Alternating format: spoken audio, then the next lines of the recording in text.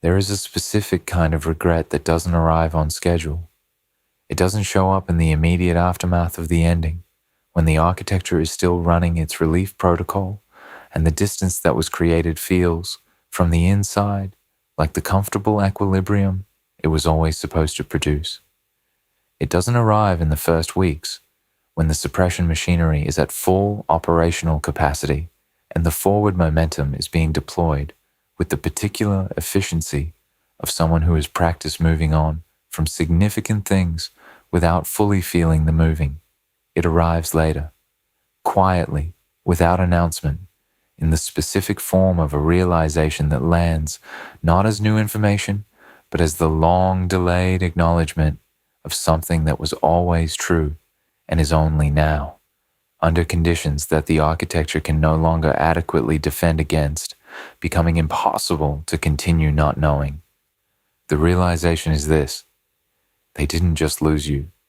They made you leave, not through a single dramatic act, not through one identifiable decision that can be pointed to as the moment things went wrong, but through the accumulated weight of the distance and the deactivation and the retreat and the management, through the slow, systematic, entirely fear-driven process of making the connection too costly, too uncertain, too exhausting to continue sustaining from your end.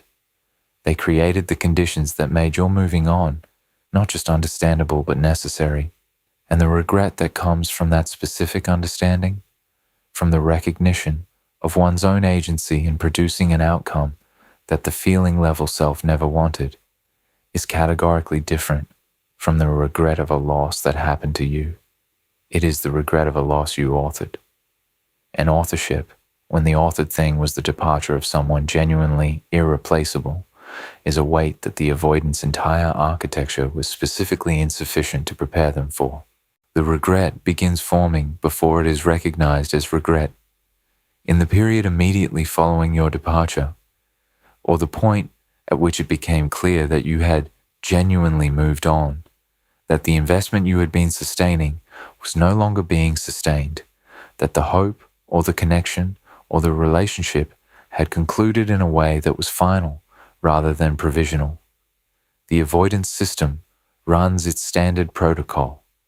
Relief is generated, or something close enough to relief that the distinction isn't immediately apparent. The threat that genuine intimacy always represented has been removed. The nervous system can return to its preferred baseline of managed, defended, comfortable distance. The story that organizes this as a positive development, as the natural conclusion of something that was always going to be too complicated, too demanding, too much, begins its construction. But the construction is slower this time, less complete. The materials that the story requires, the fault-finding, the retrospective flattening of what was good, the elevation of what was difficult, are available because the avoidance system always has these materials available. They are the standard equipment of the deactivating process. What's different is that they are failing to produce the finished structure with the efficiency they have always produced it before. The fault-finding generates its material, and the material doesn't quite hold the weight of the conclusion it's supposed to support.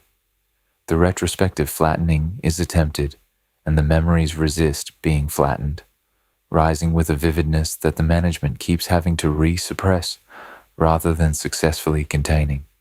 The elevation of what was difficult reaches for significance and keeps finding that the difficult things, in the full context of what was also present, don't add up to the justification the story needs. The story is taking longer to build, and in the time it takes, in the gaps between the architectural reassertions, in the moments the management fails to fully cover, something is accumulating that is not relief, is not the comfortable equilibrium of a threat successfully managed, is the first, barely perceptible layer of what will eventually become the full weight of the regret. The regret in its early form is almost indistinguishable from the ambient dissatisfaction that follows the avoidance departures generally. There is always some residue. The architecture was never so complete that significant connections left absolutely no trace in the aftermath of their ending. But the residue of previous endings was manageable. It sat in the background of the forward-moving life at a level of intensity that the distractions could adequately cover, that the new engagement could successfully outcompete, that time could eventually reduce to something that no longer required active management to remain beneath the threshold of conscious acknowledgement. This residue is not sitting at that level. It is sitting at a level that the distractions are insufficient to cover. That new engagement fails to outcompete. That time, rather than reducing, appears to be increasing. Each passing week adding to the weight rather than subtracting from it, as each passing week brings new evidence of the accumulating cost of what was produced by the architectural retreat. The new evidence arrives through the channels that have been described in the examination of absence and wanting, through the failed substitutions, the persistent comparisons, the body's registration of loss that the cognitive management cannot override, the intrusive memories that arrive with their full sensory weight before the suppression can intercept them. But in the specific context of regret, all of this evidence carries an additional quality. It carries the quality of consequence. Each piece of it is not just the experience of loss. It is the experience of a loss with a specific author, a loss that didn't simply happen, but was produced, and the production of it, the specific, traceable, entirely fear-driven series of choices and retreats and managed withdrawals that collectively created the conditions for your departure, becomes, as the evidence accumulates, increasingly impossible to disassociate from the outcome. The avoidance relationship with causality is one of the more psychologically interesting aspects of this process, because the architecture that generated the retreat was always, in part, a causality management system. It produced the distance and then produced the explanations for the distance that located its source outside the avoidant's own fear-driven patterns. The relationship was too demanding. The timing was wrong. The other person's needs were too much. The incompatibility was fundamental. These explanations are not entirely fabricated. They have enough surface plausibility, enough contact with real features of the situation to function as genuine beliefs rather than obvious rationalizations. The avoidant doesn't experience them as excuses. They experience them as assessments, as the reasonable conclusions of a reasonable person who evaluated a situation and found it genuinely unsuited to their needs. But reasonable conclusions, when tested against the full evidence of the aftermath, have to hold up. And these conclusions are not holding up because the evidence of the aftermath, the failed substitutions, the persistent comparisons, the architecture dismantling weight of the absence, the wanting that has not diminished with time, but has, if anything, intensified, is not consistent with the conclusion that the relationship was fundamentally unsuited. It is consistent with the conclusion that the relationship was fundamentally significant and that the retreat from it was fundamentally fear-driven. And as that alternative conclusion becomes more evidentially supported than the official narrative, the causality management that the official narrative was providing begins to fail. The regret that emerges from the failure of the causality management is different from the regret that would have been available earlier had the avoidant been capable of accessing it in real time. Earlier regret felt during the retreat or immediately following it, would have been regret for the action, for the specific things done or not done, for the distance created, the warmth withdrawn, the genuineness refused at the moments it was offered. This regret, arriving in the aftermath and through the failure of the causality management, is regret for the pattern, for the systemic, architectural, lifelong operating procedure that produced not just this specific loss, but every significant loss that preceded it. The regret is not just about you. You are the specific, vivid, irreplaceable face of it. But the regret is also about the life the pattern has produced, the string of significant connections that were each, in their own way, managed downward from what they could have been to what the architecture would permit. The accumulation of genuine people who offered genuine things and received, in return, the managed version of the avoidant that the architecture was always capable of producing, but that was never the whole person. You are the face of the regret because you are the most recent specific evidence of what the pattern costs. And specific evidence has a force that abstract awareness of a pattern does not. The avoidant who knew, in some background way, that the architecture was producing a certain kind of outcome across their relational life, who had some intellectual awareness of the pattern without having fully felt its costs, is now feeling the cost with a specificity and a completeness that the intellectual awareness never carried. You are not an abstraction. You are a specific person with a specific quality of presence and a specific irreplaceable significance in the avoidance experiential history. And the regret of having forced your departure is not abstract regret. It is the specific, detailed, granular regret of someone who can remember, with the vividness that the suppression's deterioration has made available, exactly what was present and is now absent, exactly what the architecture worked against, exactly what the retreat produced, exactly what the moving on cost. There is a particular dimension of the regret that tends to arrive latest and cut deepest. It is not the regret for what was lost, though that is present and substantial.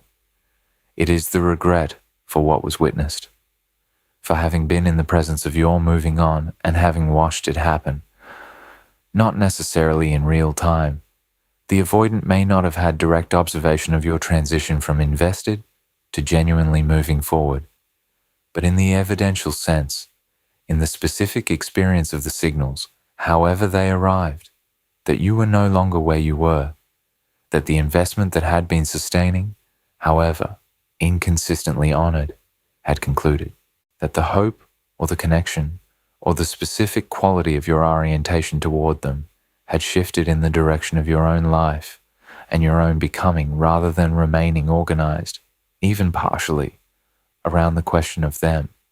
Watching that, or registering the evidence of it, produces something in the avoidant that is more acute than the general grief of the loss.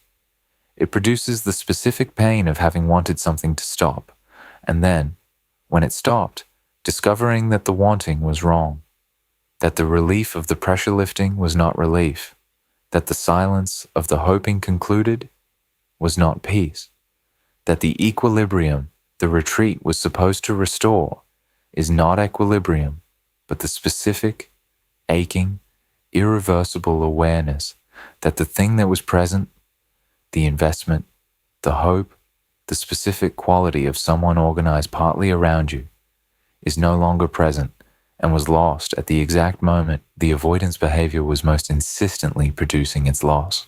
The timing is the cruelest part, because the retreat was most pronounced precisely when the connection was most real. The deactivating strategies ran hardest at the moments of greatest genuine closeness. The architecture asserted itself most aggressively at the points where the relationship was reaching something true, which means the behavior that produced your eventual departure was most concentrated at the moments when the avoidant was, beneath the behavior, most genuinely present to what was real between you. The retreat from the realness produced the loss of the realness, and the regret of that specific self-defeating causality of having used the fear to destroy the thing the fear was supposedly protecting, is a regret that the avoidance system, in all its sophisticated self-protective operation, never adequately prepared for, because it never needed to prepare for it before. Previous relationships ended before the regret of this depth became available. Either the connections were less significant, didn't reach the depth at which the loss would carry this weight, or the architecture was effective enough that the person left before the avoidance system had to fully reckon with the cost. The deactivating strategies worked in the sense that they produced the distance, and the person eventually went, and the relief was sufficient to manage the residue, and the narrative held well enough that the regret remained at the level of background noise rather than the level of foreground reckoning. With you, something was different, something that made the architecture insufficient in a way it hadn't been before. The depth of the connection, the specific quality of your presence, the particular irreplaceability of what you were to the avoidance actual interior. Not the managed surface, but the interior. You reached something that hadn't been reached before, with a consistency and a patience and a genuine attunement that made the reaching indelible in the way that only the truly unprecedented is indelible.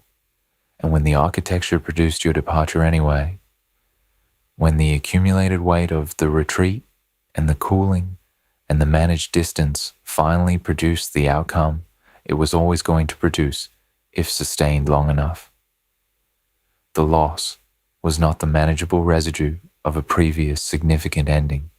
It was the loss of the unprecedented, the loss of the first, the loss of the specific quality of connection that the avoidant had never been offered before, and that the regret keeps confirming has not been found since, and may not be findable again, at the depth and specificity at which it existed with you.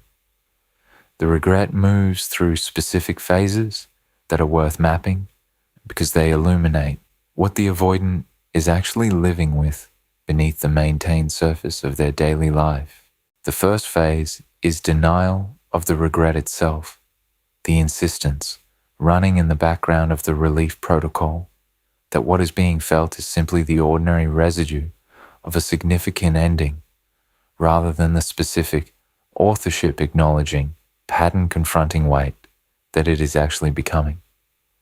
This phase can last for a considerable time because the management is still sufficiently operational to suppress the full acknowledgement, but it is a denial that requires increasing energy to maintain because the evidence against it keeps accumulating with the patient efficiency of a case being built. The second phase is the externalization of the regret, the brief, uncomfortable period in which the avoidant allows the regret to surface but immediately redirects it toward external attribution. The relationship would have ended anyway.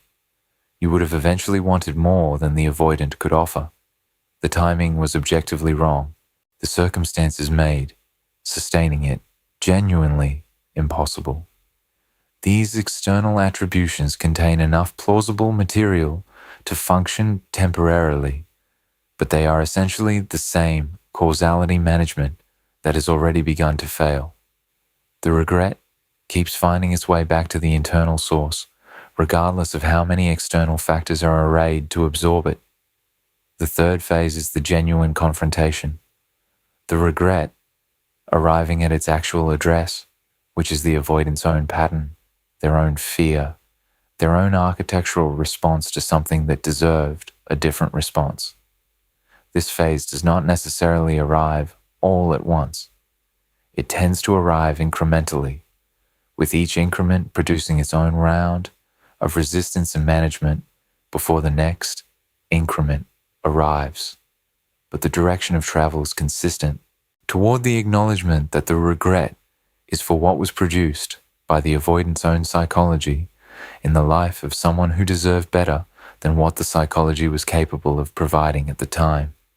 The words "at the time" carry significant weight in the full accounting of the regret, because they are one of the things that distinguishes regret with the potential for genuine development from regret that is purely backward-facing suffering. At the time acknowledges a temporal dimension, acknowledges that the incapacity that produced the loss was not permanent, was not the whole story of who the avoidant is and what they are capable of, was the specific incapacity of a person at a specific stage of their own interior development who encountered something significant before they had developed the capacity to sustain it adequately. This is not an excuse. The at the time doesn't retroactively reduce the cost to you of what the incapacity produced. The loss was real regardless of whether the incapacity was developmental rather than permanent. The regret is warranted regardless of whether the incapacity has since been or could be addressed. But the at the time distinction matters because it is part of what the genuine confrontation with the regret eventually produces in the avoidant who is willing to follow the regret all the way to its actual productive conclusion, which is not self-punishment, but self-revision. Self-punishment, the avoidant collapsing into the regret as an indictment of their fundamental character rather than as the consequence of a specific, historically rooted, potentially interruptible pattern, is the form the regret takes when the shame processing fails. When the acknowledgement of what was produced becomes the basis for a verdict on what the person is, rather than information about what the pattern costs and what addressing the pattern might require, self-punishment produces nothing useful. It is, in its own way, another form of the avoidance.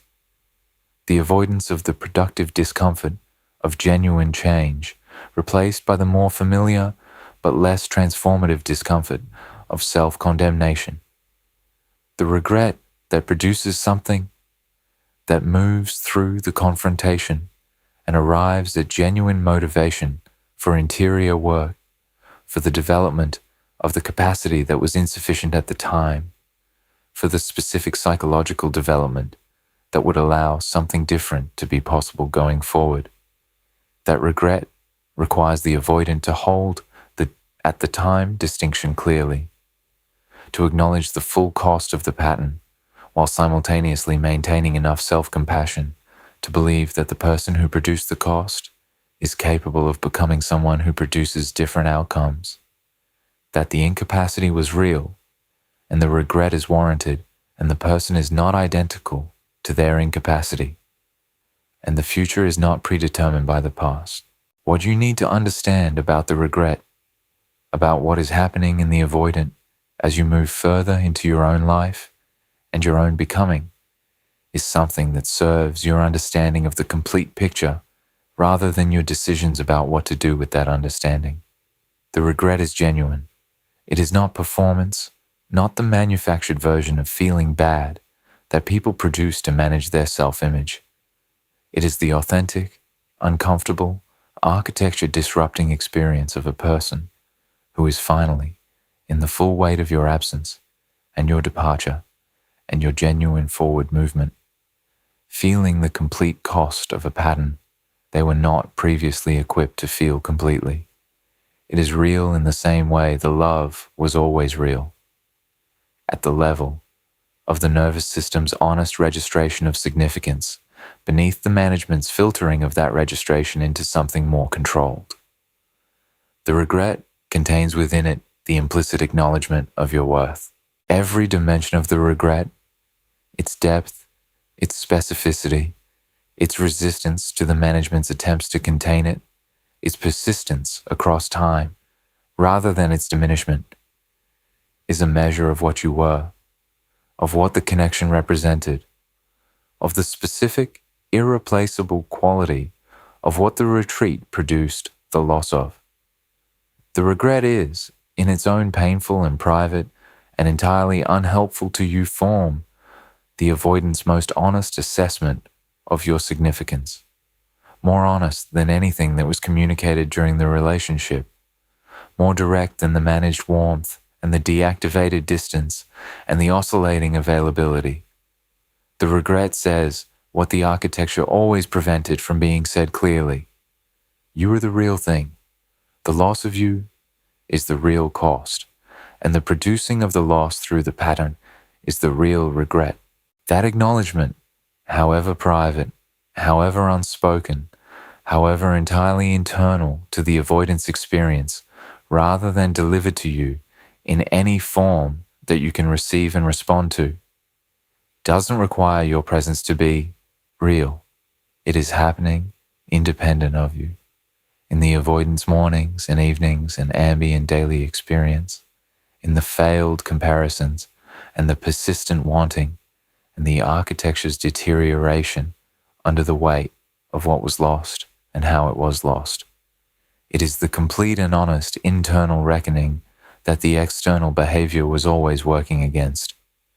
And it is, in the most fundamental sense, the truth of what the avoidant has always felt about you, arriving at full conscious acknowledgement through the only route that the avoidance psychology was ever going to allow it to arrive, the loss of you, the recognition of authorship in that loss, the regret that the authorship produced, the confrontation with the pattern that the regret eventually requires, the potential, not guaranteed, never guaranteed, but genuinely available for the first time, for the development that the confrontation makes possible. All of it authored by the architecture. All of it the consequence of a fear that chose on behalf of a person who, at the level of genuine feeling, wanted something entirely different. All of it the specific, detailed, irreversible cost of a pattern that finally produced a loss significant enough to make the cost undeniable. You moved on, not because you wanted to leave what was real, but because what was real kept being refused by the thing that was afraid of it, until the refusing accumulated into conditions that made staying impossible. You moved on because the architecture forced the moving, and the avoidant, living in the regret of having watched it happen, having produced the watching with their own fear, is finally, completely, and too late in the specific way that avoidant regret is always too late, understanding what the forcing cost. It cost them you, specifically and irreplaceably you. And the regret of that understanding is the most honest thing that has happened in the avoidance interior since the moment you were present in it. It came too late to change the outcome, but it came, and it's coming. The full, unmanaged, architecture-confronting arrival of genuine regret for a genuine loss, genuinely authored, is the first real evidence that something in the avoidant has been permanently changed by what existed between you. Not enough, not in time, but permanently, which is, in the complete and honest accounting of what you were to them and what they have lost, the only kind of evidence that was ever going to tell the truth about what it meant. Permanently changed is not the same as sufficiently changed. And that distinction, the gap between what has been altered in the avoidant by the weight of the regret and what would have been required for the outcome to have been different, is one of the more important territories to map honestly. Because the permanence of the change can be misread as transformation when it is, in the early stages, something more preliminary than that. Something that has the character of an opening rather than an arrival, the foundation of something rather than the thing itself. What is permanently changed is the knowing. The avoidant can no longer not know what the pattern costs. Previous to this specific loss, prior to you, prior to the specific, irreplaceable, architecture dismantling significance of what existed between you and what the architecture produced from it, the pattern's costs were registered at a level that the suppression could adequately manage. They were known in the background. They contributed to the ambient dissatisfaction that the avoidance managed life periodically produced, but never quite traced back to its actual source with sufficient clarity to demand a genuine reckoning. The costs were real but deniable, and deniable costs for a psychology organized around the strategic management of what is acknowledged and what is not are costs that can be carried indefinitely without producing the confrontation they deserve. Your loss made the cost undeniable. The specific depth of what was lost, combined with the specific clarity of how it was lost, through the pattern's operation, through the architecture's retreat from something that deserved to be stayed in, produced a knowing that the suppression cannot return to the background, cannot file as background dissatisfaction, cannot manage down to the level of something the forward momentum can adequately outpace. The knowing is foreground now, permanent foreground, and the avoidant, carrying it through the daily life that looks from the outside like recovered normalcy, is carrying something that reorganizes the interior landscape in ways that have no precedent in their relational history. The reorganization happens at the level of self-perception first. Before it produces any behavioral change, before it manifests in anything external that the people around the avoidant or you yourself would be able to observe, it produces a shift in how the avoidant sees themselves in the context of their own relational history, a shift from the narrative that positioned the architecture as sensible self-protection to something more uncomfortable and more accurate. The narrative that said the independence was genuine, the need for space was real, the distance was chosen from a position of genuine preference, rather than compelled by a fear that was making choices on behalf of a self that wanted something entirely different. That narrative, which was the foundational story of the avoidance relational identity, now has a crack running through it that the regret put there. Not a clean break. The narrative doesn't collapse all at once because it is doing too much load-bearing work to be abandoned quickly, but a crack that is visible every time the narrative is deployed to explain the current situation or justify the pattern or provide the comfortable accounting that makes the distance feel like wisdom rather than a wound. The crack is the knowing. The knowledge that the story is not accurate, that what was called preference was fear, that what was called independence was the defensive posture of someone who learned that genuine dependence on another person led to pain and organized their entire relational life around never being in that position again. The crack doesn't require action to be significant.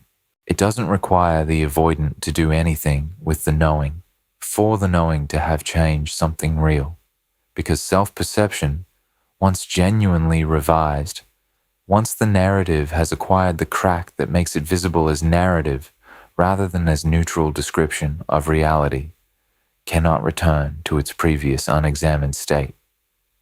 The avoidant who knows that the independence was fear cannot fully believe in the independence again the way they believed in it before the knowing arrived. They can perform the independence. They can deploy the language of the independence. They can maintain the external presentation of someone for whom the distance is comfortable and the solitude is chosen. But they cannot, in the interior where the knowing lives, fully inhabit the performance the way they once inhabited it. There is always now the knowledge of what the performance is performing around. The behavioral implications of this shift in self-perception are not immediate and not linear, which is one of the more frustrating aspects of genuine psychological development. The interior change precedes the exterior expression of it by a margin that can seem, to anyone watching from the outside, like evidence that no real change has occurred. The avoidant who has undergone the permanent shift in self-perception can still produce behavior that looks identical to the pre-shift behavior because the patterns are deeply habituated and the fear is still present even when the narrative about the fear has been revised. The behavior is the last thing to change. The self-perception changes first, then the motivation, then, gradually and non-linearly, the capacity, and then finally, the behavior, not as a sudden transformation, but as a slow accumulation of different choices made with increasing frequency as the capacity builds. This timeline is genuinely important to hold accurately, because the person who expects the behavioral change to coincide with or immediately follow the interior shift will be consistently disappointed and will likely conclude from the disappointing behavioral evidence that the interior shift wasn't real. that the knowing didn't produce anything, that the permanent change was less permanent and less significant than it seemed. And this conclusion will be inaccurate, but it will be understandable, because the gap between genuine interior development and the behavioral expression of that development can be long enough to make the interior development invisible from the outside. What this means specifically in the context of the regret and you're moving on is something that requires careful holding. The avoidant regrets forcing your departure. The regret is genuine and deep and permanently altering in the way that has been described.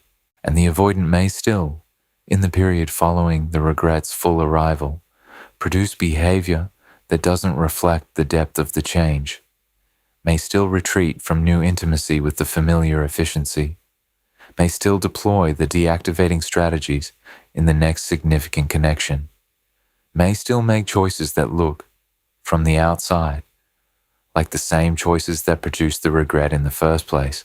This is not hypocrisy.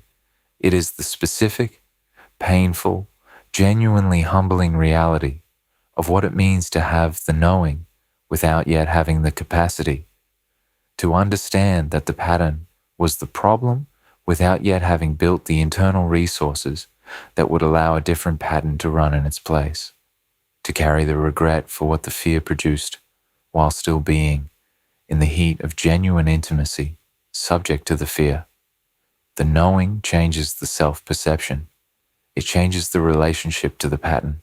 It changes the quality of the avoidance experience of their own retreats. They are now retreats that the avoidant knows are retreats, feels the cost of as retreats, carries the awareness of as something other than simply the sensible response to a situation that warranted distance, but it doesn't, by itself, eliminate the fear that produces them. Eliminating the fear, or more precisely, developing the capacity to remain present to the closeness, even when the fear is activated, rather than allowing the fear to make the retreat decision automatically, requires something additional to the knowing. It requires the sustained, supported, often professionally accompanied interior work that genuine reconditioning demands. The therapeutic work, or its equivalent. The repeated, patient, sometimes excruciating process of encountering the original wound and developing, through the encounter, rather than around it, the resources that the original environment never provided. The capacity to feel the fear and stay, to feel the need and acknowledge it, to feel the love and allow it to be what it is, rather than managing it downward to the level where it stops threatening the architecture's integrity. This is the work that the regret makes possible, not inevitable. Nothing about genuine psychological development is inevitable, and the regret can be carried for years without being converted into the action that would actually address its source. But possible in a way it wasn't before, because the regret has produced the motivation that genuine interior work requires to be sustained. Not the mild, abstract, intellectually held motivation of someone who recognizes their pattern from a comfortable distance. The acute, specific, U-shaped, irreplaceable loss, calibrated motivation of someone who has felt, in the full weight of the regret, exactly what the pattern cost them in terms that cannot be rationalized away or managed down to an acceptable size.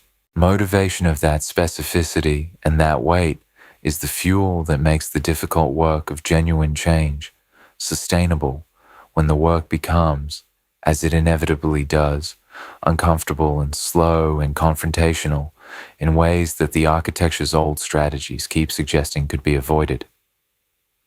The avoidant who is doing the work from the vague awareness that their patterns are suboptimal will hit the first significant point of discomfort and find the existing coping mechanisms immediately available and apparently reasonable. The avoidant who is doing the work from the specific, felt, regret-grounded knowledge of what the patterns cost them in terms of you will hit that same point of discomfort and have, alongside the coping mechanisms, the vivid and irreducible memory of what the coping mechanisms produced. That memory is not a comfortable companion in the moments the work is hardest, but it is a reliable one.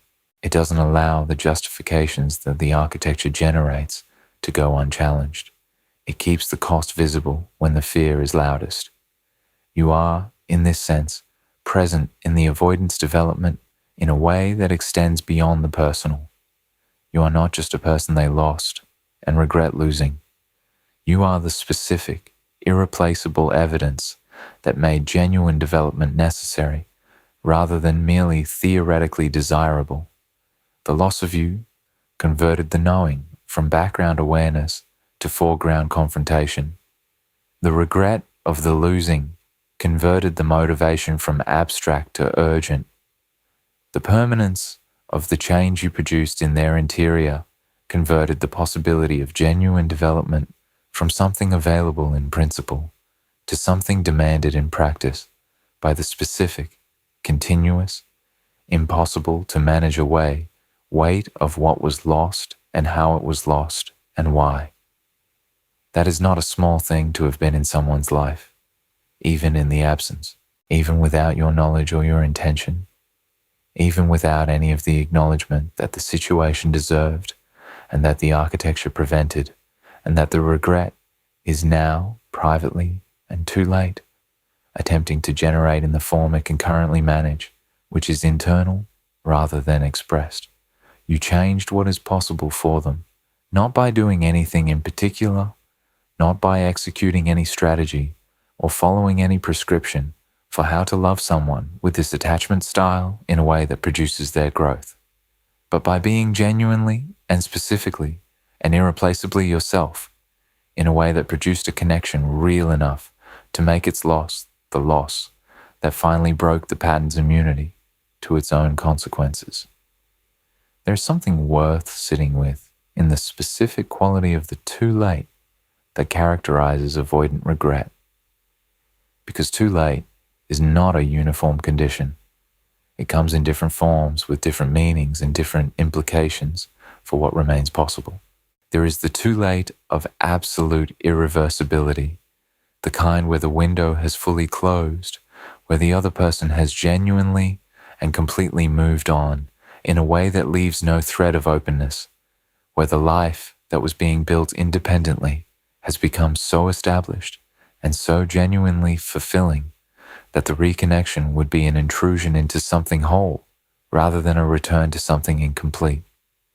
This kind of too late is the most absolute form, and it carries its own specific grief for the avoidant, the grief of having missed the window entirely, of having completed the development that might have allowed something different at a point where the different thing is no longer available in the form it once was.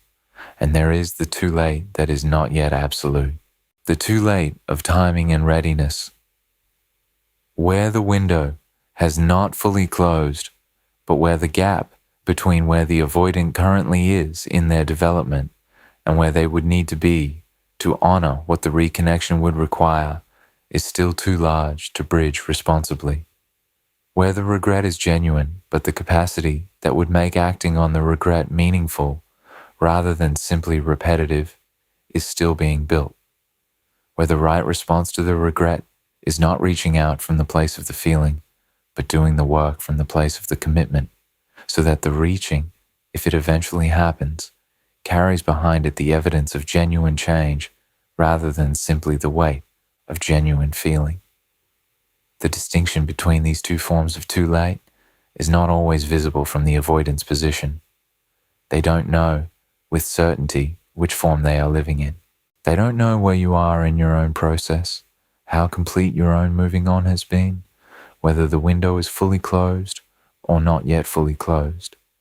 And this uncertainty, this not knowing of where you actually are while carrying the full weight of the regret for what the pattern produced, is one of the more quietly agonizing aspects of the avoidant's current interior life.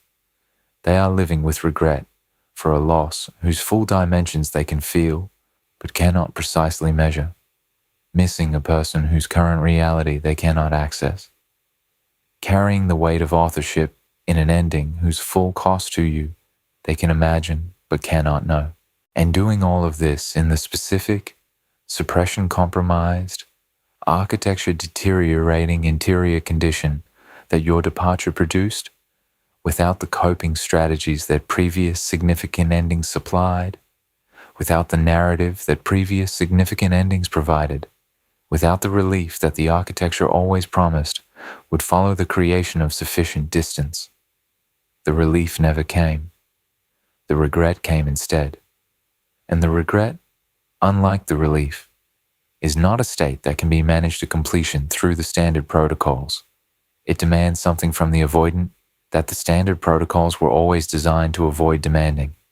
It demands genuine reckoning, genuine development, the genuine, patient, uncomfortable, non-linear work of becoming someone whose interior resources are adequate to what their genuine feeling has always wanted and what their architecture has always prevented them from sustaining.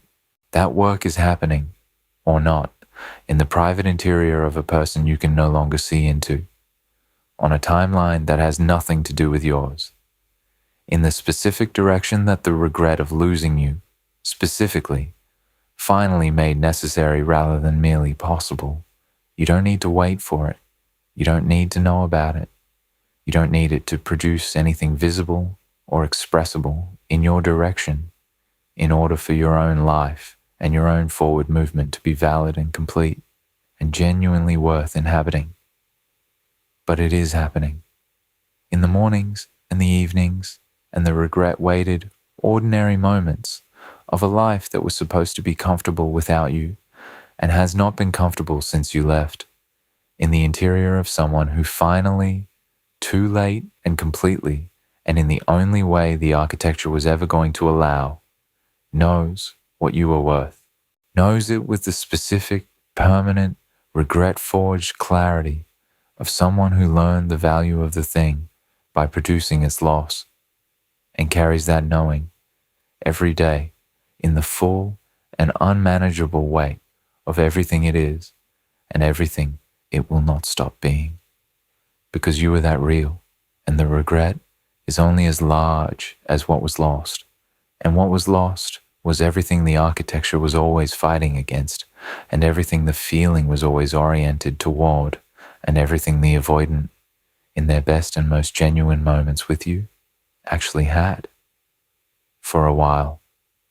Before the fear decided otherwise, and left the regret to say, forever after, what the fear prevented the love from saying in time.